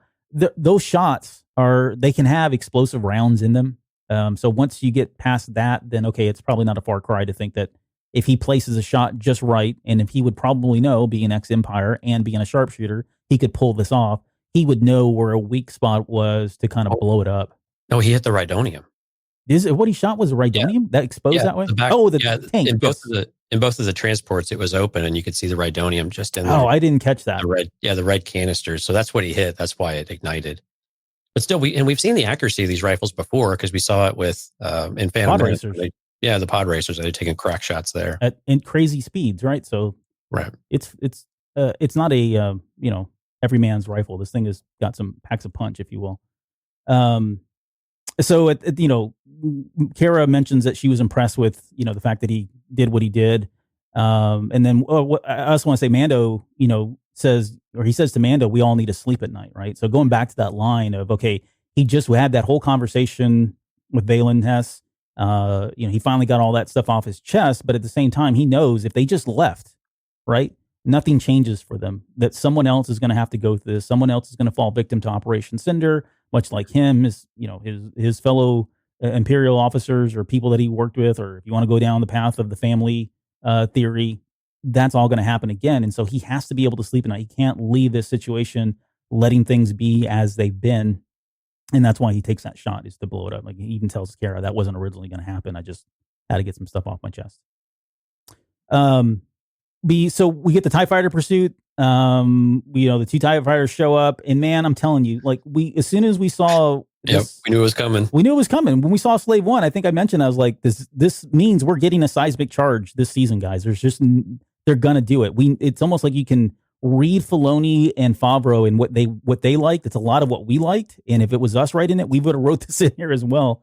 I was hoping it would have been more TIE fighters, but again, maybe it was a budget thing. But I would have liked to see more of them get blown to pieces here. But that wouldn't be realistic that they would all be flying in a single line so that the wave could hit. So 2 is probably a right number, but nonetheless, I mean, we got the seismic charge sound, which we've talked about it ever since that movie came out. Like that is just one of the coolest sounds in Star Wars. Oh, I cranked it up, and I'm not even joking. My hands were up in the air and I was cheering. I am the most quiet person with excitement with shows and movies and stuff. Yeah. I'll have all my excitement inside of me. It all came out with this moment. I can't even describe to you what I was like, almost with tears. I was so happy that it happened. Because I really didn't think they were going to do it. I was like, well, nobody really remembers that. It's just us, sound nerds. And no, it was amazing. Yeah. But I was with you. As soon as he touched over the pad, I was like, oh, whoa. And then they showed the back. I was like, oh, it's happening. Yeah. As soon as it opened up and you saw it there, you're like, let it go. And yeah, it was just great. Oh man, but arms were raised. I know. Was exciting. I'm getting chills and goosebumps just thinking about it. I'm sorry. want This them is to, really weird for some people I know, but yeah, well, oh well. This is awesome. there's that's a great show. There's I'm kind of, there's a part of me that wants him to continue to use them again. Like I don't think that you could ever get tired of them using these. I don't know how many he has or what the practicality of them is. It feels like it's got to be a certain situation in which they can be used. Right. But there's plenty of other things that Boba Slave One that can do that we haven't seen yet. Like we haven't seen him fire those guns. Where Boba yells when he's a kid, fire! That whole thing. We haven't heard. Yeah, that. But the shot, just the way Slave One fires, the rapid succession of those shots is like that was iconic too. Like that whole scene was just a feast for your ears. But I'm looking forward to that. So hopefully we get some of that in the next episode. Like I really want a multi-layered battle that we're used to in Star Wars, where you've got Din. Well, hold on, I'm getting ahead of myself. We're almost there. We'll get to what we want to see here in the next episode. Okay, so they regroup. Mando thanks Mayfeld. Mayfeld says, "Good luck getting your kid back." And this is where I felt like that was kind of a, why that he said that again is just for me validates that he probably has a person that he's lost to him as well as part of Operation Cinder. But Mayfeld's like ready to go back, and like he puts his arms out, ready to be cuffed, and then Kara decides that it's a shame that prisoner 34467, or was that the number? Something like that. They said it like 8,000 times. Right. But she's like, it's unfortunate that he died. And I thought like he almost looked like he was like, oh crap, they're gonna kill me when that happened. And then it turns out that no, they're gonna let him go. And he's like, I'll go right now. Like, no questions asked. That kind of thing. So he finally does leave. Why didn't they ask him to stay and join the crew? I don't know that he would have been. Well, okay. So this is. I don't know that he would have been effective. Theory. Well, the theory is just is kind of simple, right? The simplest explanation is I don't know that they wanted to have him along because they would have to be hiding a known convicted felon at this point, right? They're going to have to hide him. They can't have him out there exposed. They would have to alter his appearance, throw him in one of Fett's, weekend armor suits or something. They'd have to do something to keep him hidden because he's wanted by the New Republic. And if the New Republic sees that they're harboring a felon like this and that Kara went through all of that, I think it puts her at risk. There's just a lot of risk there. So the easiest explanation that I think is just one, he wasn't suited for the battle they were going to go to. I don't know that they felt like he would really be able to provide much. Maybe I think he's proven himself at least in this episode, but I think it was just the fact that he's still a felon that they didn't want to bring him along. Yeah, and I thought maybe it was more around being able to trust him. The reason why clearly he is a loose cannon, so to speak, but he got swept up in emotion. So he did the right thing because of emotional attachment to this specific situation and this specific person in particular. So they weren't genuine, I think. They were genuine from that respect, but they weren't some greater cause to where they could truly trust him and believe that it was someone that they could rely on. But it kind of felt like they turned a corner, though, as well, especially when they gave him his freedom. And I thought once they gave him his freedom, I thought it was going to be like, well, hey, do you guys need some help? And they clearly do need some help. And I'm less concerned with some of that because how the entire empire doesn't know who these band of people are by now is just beyond me if they don't know who they are. Mm-hmm. I mean, if Gideon knew who they were at the beginning, so why don't they have their faces plastered all over everything? So every planet they go to is, on the lookout for them, and you've got bounty hunters just, crawling all over them. But yeah, but I figured they're going to be making a beeline to where they're supposed to be this time. Yeah. There's so on that note, Kara says, hey, what's our next move, or what's your next move? And then we cut to the bridge of Gideon's ship. And, this is, if you watch the recap, right, or whatever I forget what it's called now. They really played up that whole line to kind of set it up to make sure everybody remembered the lines of, you have something I want, you may not know what it is, that kind of thing. I thought it was great. It's very dramatic, and I think it's perfect for Star Wars. I think if you want to poke holes, then you got to go, okay, so how did he know every word line for line? Did he record this, or, did he play this back somehow? But I thought it was good. Like, I really enjoyed the fact that he was throwing his face. But to me, like, this was, again, signaling that Mando is again changing. Like, I don't know. This is not the same person that was at the end of season 1. This isn't the same person, at least in my opinion. this isn't the same person that was even just a few episodes ago. I think prior to, I think this is a new a new level of the relationship that was birthed during the Jedi episode, right? When he went through all of that with him and potentially leaving him, and now that he's gone, and this was very similar to, "Give me back my son" from the Mel Gibson movie, that he says that line, or yeah, it was just it was very personal now, right? He's no longer just a mission. He's no longer something that the armorer told him that he had to do, and all that. It's transcended that. This is very personal. There's a relationship here now. He loves his kid, and he's going to get his kid back. That's how I read it. I mean, you can't read. I don't know if you can read that any way else based on how he was speaking and the words that he was using. He would not have used exactly those words in that way if he didn't feel that way about him. But what's your thought on that? Well, did you get goosebumps when it happened? Did it validate everything? Oh, it validated everything I've said about the show from the very beginning since episode 1. Yes. Gotcha. I thought it probably felt very good for you. I want to make sure we got that out there. Thank you. Yes. Very therapeutic. Right. It was very powerful to hear it, because you get to hear the differences of why they were saying it, and what their purposes are and what their intents are for the child, for Grogu. And it was a great line. I was like, oh my God, and then just the way that it came across, and it was very resonant. It wasn't thin or tinny or anything like that. It was very rich in sound, just the way that they presented the material to us as viewers, that it really sold it all. Very front and center, very large image, great sound. And then to say it all, and the way that he just accentuated those words at the very end of, "You have no idea how much he means to me." And it was just perfect. It was absolutely perfect to use the exact same line and just throw it back in his face. And I'm with you. You can't take this any other way.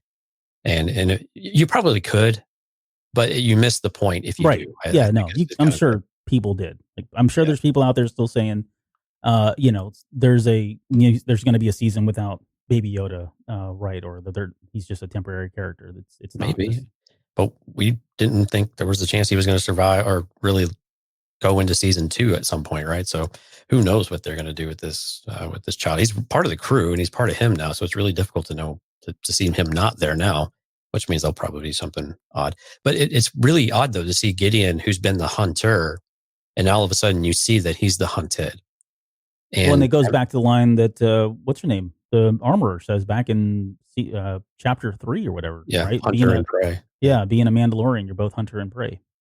Yeah, and it's great. I mean, because it's just the swinging of things, and now he's on notice that I'm coming for you. He's not real secretive about it, and I don't know if Gideon really particularly understands that he knows where he's at, but I probably wouldn't want to be on the other end of that. Now, Gideon should have confidence though, right? Gideon's got a little, group of dark troopers, at least 10 or 12 that we've seen, if not more. Yep. He's got a giant Imperial ship. So it seems like he's got all the weapons that he needs, and whatever he's doing with the child at this point might be something that is useful against Den and company. So, but I love that we finally get this shift of momentum. We have this little band of people who have zero fear about presenting themselves and say, "Hey, we're coming to get you." Yeah. It was very much like Taken and every other movie where someone's coming after their child. I will find you and I will kill you. Right. Well, Music Train, he said, I was thinking that he shouldn't have given away that he knew where Gideon was. And I think that's an important aspect. Like, I think that's going to play into this heavily. I mean, it may speak to the confidence and or the arrogance of Mando and his team, but they're the heroes and they've gotten this far together. So I don't fault him for doing that. But at the same time, yeah, I mean, if now he's, Gideon's in the defense, right? So he's got time to set up a defense, and he's got, I guess, the high ground, if you will. So I'm wondering, like, what's going to be the X factor here? What's going to change that's going to allow them? Like, I've got a lot of questions about how are they going to board the ship? Like, what if, if Gideon's in space? Make an assumption first. If they're in space, and what's to stop if they're in hyperspace, or they just leave their coordinates now? Then what's the big deal, right? That they're not going to find him. So now we've got to go through this whole thing all over again. My gut tells me they're going to be somewhere, though. Whether that's Camino, which I think would be a likely candidate because we know that they're taking him to Dr. Pershing. I'm just assuming the Pershing's on Camino because that's, the patch and all that stuff. But it feels like if they're really going to confront Gideon, I don't think it can be in flight. I guess does that make sense? In flight. Like, I don't think it can be in space. I have a theory for you, though. Okay. We do so many callbacks to all the other movies. What if they're going through an asteroid field or something and Slave One is just floating out there and then attaches to the ship? I mean, it sounds really campy and so on the nose, but with everything else we've seen, it seems like it's on the board at the very least, right? Right. I don't see why it wouldn't be on the board. So could you just floating out with the trash? Sure. And except this time you've picked up some trash rather than dropping it off.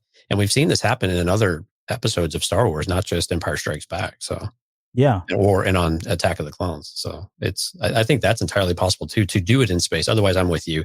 They've got to be stationary at a planet. Camino comes to mind very quickly. They may have another cloning planet that they have an idea for to introduce us to something new, but I think it'd be fun to even if we're just above Camino, just to have it would be kind of neat and have it referenced and have some idea of what's going on down there would be pretty cool. It would be cool.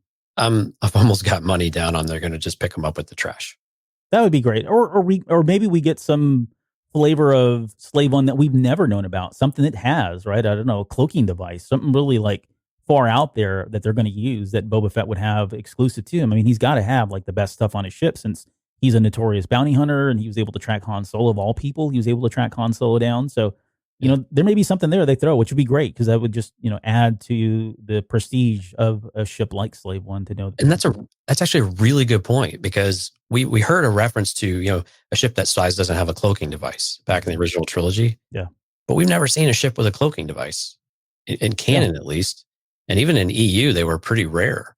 And because I think they were illegal, if I remember. Or maybe I'm blending this with I think it was in Legends. No, yeah, Legends had something too, yeah. But I like the idea of that because we've never seen a cloaked ship. And so you're right, maybe there is something to that. Yeah. Oh, hopefully. Otherwise, yeah, it's probably a land battle. But I do want to see like this. I want to see the multi-leveled Star Wars recipe or the recipe for like multi-fights, right? Fronts going on at the same time. And in my head, you've got Gideon and Mando fighting, Darksaber versus Beskar Spear, right? That's going on.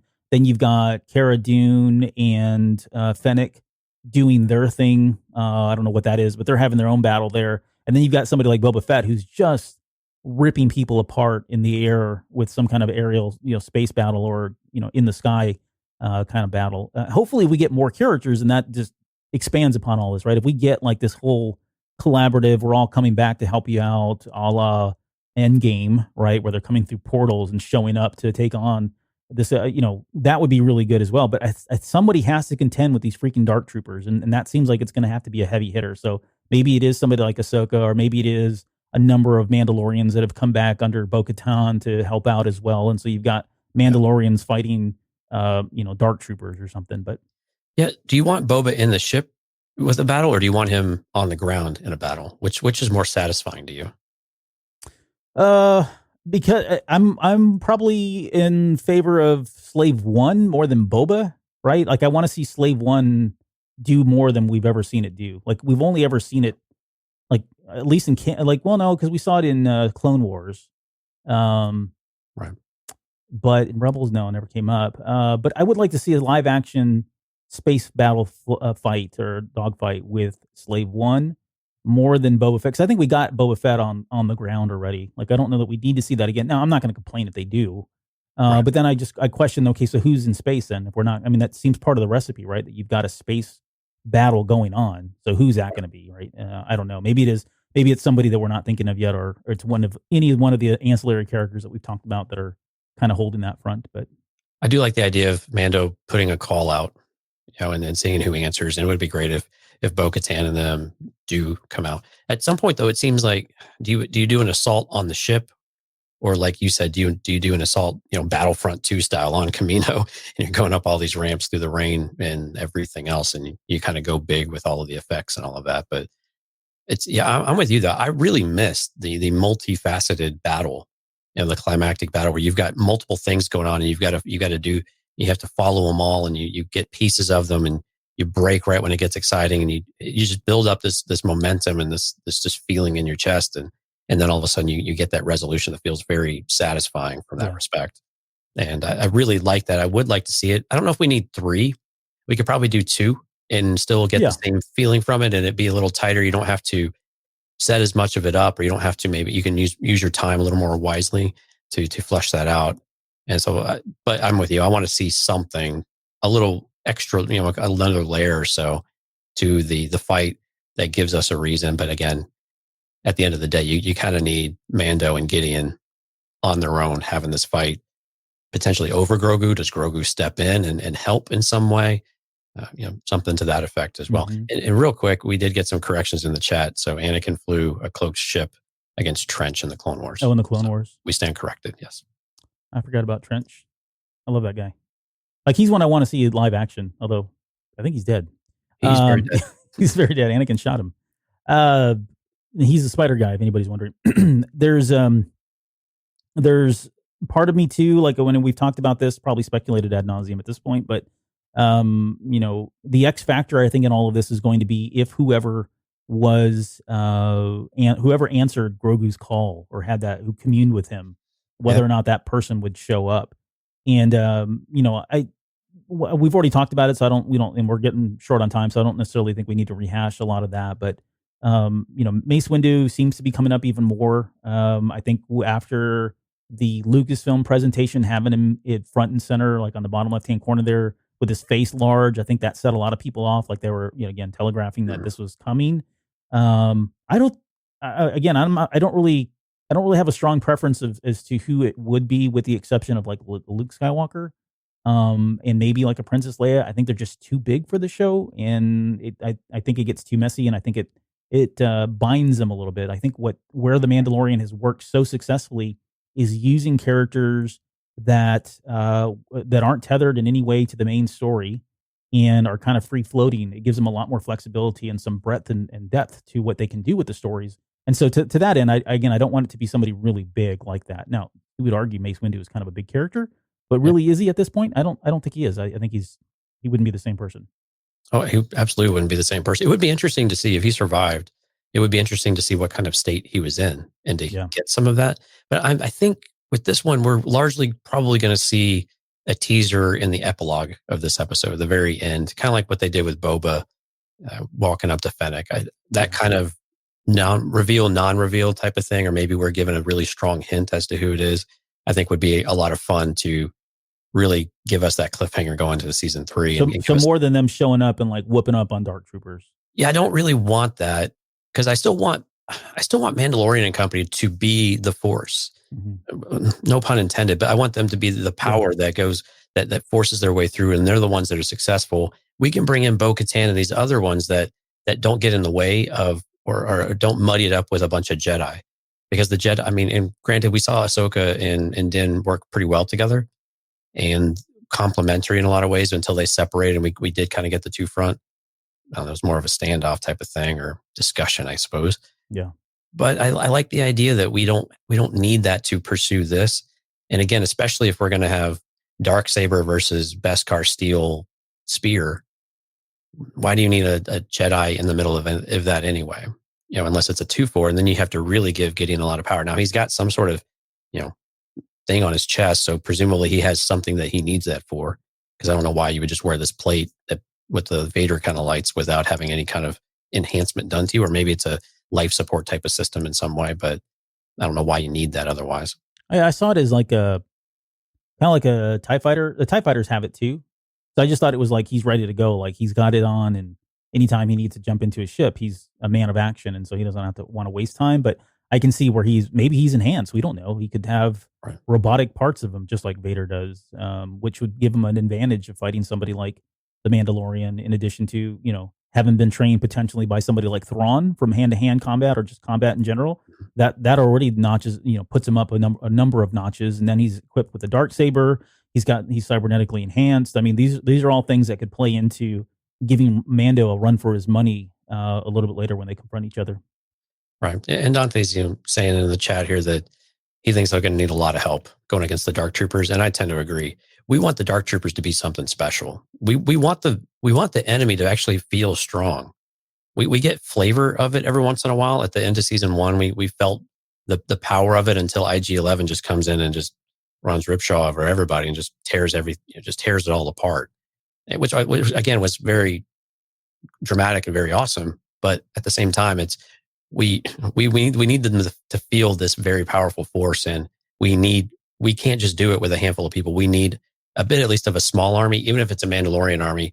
3 or 4 Mandalorians, equates to probably dozens of normal troopers and fighters. So I would love to see us bring some of the crew back together, some of the people back together to help us push this forward and to answer the call if there's a call made. I like the idea of a call, kind of like like the what are the fires called in Lord of the Rings, the torches. Oh yeah, the torches. Yeah, I forget what they're called, but yeah, same kind of thing, concept there. Yep. Jackson said, yeah, recouple the Mandalorians together as a cohesive whole. The various clans, the Night Owls, Protectors, even the Watch. That's my end game with this whole series. So if they start it now, I wouldn't be sad. But I think it's a little too much too soon. But yeah, someone has to contend with those Dark Troopers. Like if they're anything like they were, like if some of our assumptions are correct in that they're made of Beskar, or Frick or whatever the other alloy is, right? Then yeah, I mean normal people with blasters is not going to cut it. It's got to be, no pun intended, it's going to have to be somebody like a Jedi or a lot of Mandalorians, right? Where you have a number of people that come in and it's just a numbers game. You overwhelm them in some way. Okay. So last thing before we go, and I know we jumped ahead, but I want to come back to the ultimate question for this episode of who was the believer, right?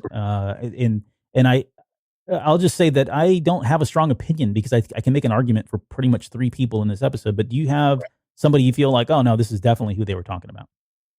No, I think there's 3 people. I think it's Mandalorian. I think it's Mayfeld, and even Hess. I think is the other one in there. I mean, he's just this blind believer. Long live the Empire. And I'm curious who it is. I mean, it seems like the Mandalorian's probably the best bet. Just from I say that maybe we wanted to because it's just the last line, but the rest of the episode doesn't really suggest that. But we kind of want it to for the heartstring moment. Like he now believes in his attachment, or in his connection with Grogu, in that relationship. We understand how powerful it is now, and he's telegraphing what that relationship looks like. But in the end, it's probably Mayfeld, I believe, in some respect. He used to believe in this cause, but now he doesn't know what to believe. But now he knows what he at least stands against. Yeah, type of thing. What about you? No, I mean all 3 really. Like I said, I think it was written that way intentionally because it wasn't. Everything else has been pretty much clear cut, right? When they give us these titles, like you can clearly point to what they're referring to, and this is the first one that I felt like was really shady, and that's a credit to the writing here. I think they did this intentionally because as you go and as you're watching this, you first think it's a Mandalorian. Like the believer is who he is and how he believes in the creed and what the Watch have told him for all these years.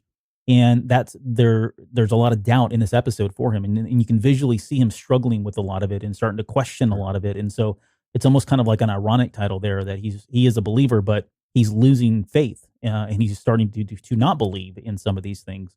So that's early on. You get that and you're like, oh, okay, that's it. And then we get thrown with Hess and Mayfeld at the same time, where Mayfeld, you really start to feel like, okay, he believed that the Empire did some of these things, but he got confirmation that they did some of these things really for the wrong reasons. And, he probably believed in the Empire to some extent and what they were, what they stood for.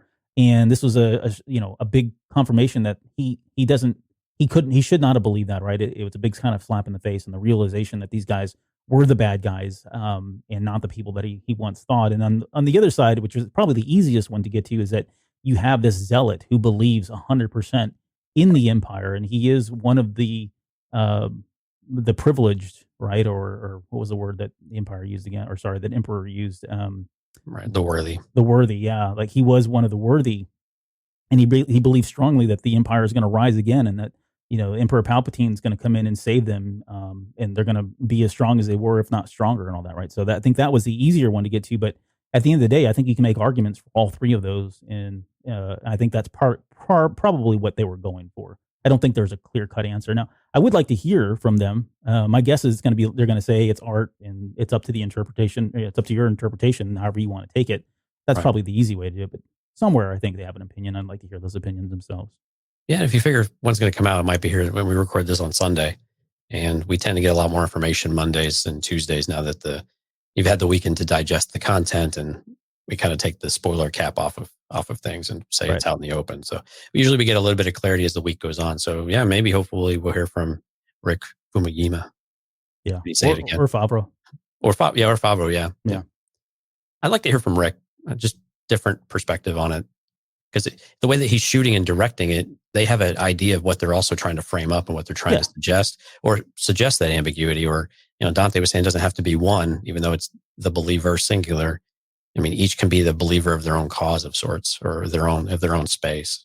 Yep. Okay, well, that's going to do it. I think that's the last thing we got. Yeah, that was it. I don't know, man. This is like big time now. I'm waiting for this. I mean, this Friday can't get here soon enough. I know there's been a lot of talk about how long this episode would be. I don't think it's going to be over an hour. I think that would be unprecedented if it were. It feels like it probably is going to have to be a little, unless they jump right into this, which they've already done many times before.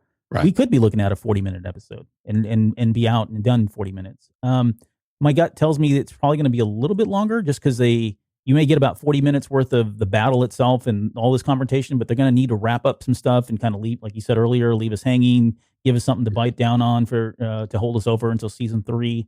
So, I'm thinking maybe 45-minute, 50-minute range is probably it, but I can't see them going over an hour. I can't either. We've seen some folks suggest an hour and 20 minutes, which is very surprising considering we've had 35-minute episodes. That's a bit dramatic on that one. And we don't really have a lot of story to tie up. I think that's why I think that way of, we can still do this within a 40 to 45-minute range, maybe 50.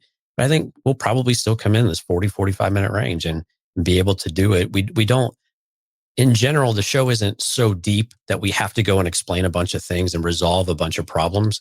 We don't have all of that complexity, right? It's a bit of a more streamlined show. I'm not saying that it's simple and it's not, thought provoking or anything like that, but it's a little more straightforward, right? We can look more into it, but generally the story is relatively straightforward, and we don't need to complicate it of sorts. So I don't think that they need to do that to where we don't need to do a lot of, extended, additional exposition to set anything up. And I'm with you. I think that we're largely going to probably move right into it. We're going to come right into them finding the ship or something very close to that. And we jump right into how they're going to sync up and make that plan to get on board the off of Gideon's ship. And we're just going to plow right into it. Yep. Yeah, I think so too. I think that it's going to open with us going right into the battle or setting the stage for it. So right. Yep. Okay, well, with that, we'll leave it there. Thanks again to everybody who joined us for the live recording of the show. Great conversation and dialogue from all of you. So thank you for that. We will be back here on Sunday night, and then we do some live. You want to talk about the was it the group viewings or? Oh yeah, on Friday evenings we get to. We post a link out there in Discord if people want to come and join us on a group watch of the episode in the evening time. We know some people like to stay up overnight on Thursday and watch it on 2 a.m. Albert and a number of other folks are in our Mando channel on Discord. But you want to come out to Discord, earglumedia.com/Discord. We post a link out there it depends on if we've got something else going on, but usually we either watch it about 8 or 9 o'clock Central Time, so 9 or 10 East. And so if you're interested in that, we only can get 6 people in there at a time, but if we get a big enough group, we start a second one, and it's a good time. And we kind of have different people in and out of it, so it's a lot of fun. And if you want to join us and talk about the episode and chat while we watch it, it's welcome you over there to do it. So we hope to see you over in Discord and chat with us. We've had an influx of people, so it's been fantastic seeing some new faces in there. Yes, absolutely. Okay. Well, we'll be back next week to do this all over again. And thanks for joining us, and we'll see you guys next week.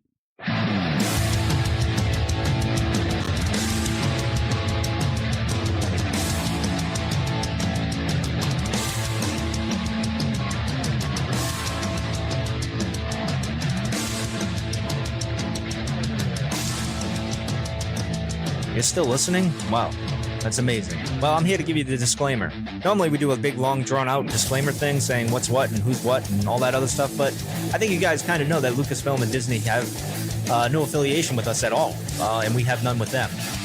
We talk about Star Wars, which is their property and all that other good, fun stuff, but I think you can tell which is our stuff and which is their stuff. If you can't, well, then send a lawyer to send an email to me, and I'll be glad to chat with them. Other than that, you know what's what, so that's your disclaimer.